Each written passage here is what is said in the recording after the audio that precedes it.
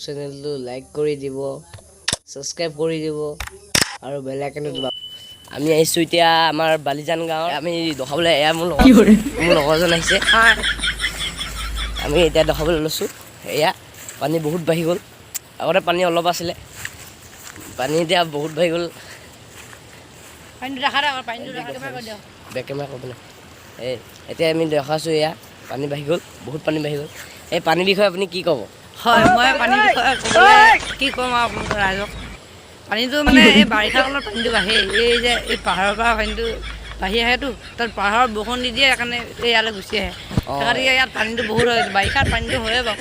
এই নদীটোৰ নাম কি? নদীটোৰ নামটো গাই নদী হয়। এই ইয়াত দলং হৈ আছে, ইয়াত গাই নদী দলং। সেয়া আমি দেখাবলৈ চেষ্টা কৰিম, আপোনালোকে সেয়া দেখাবলৈ চেষ্টা কৰিম।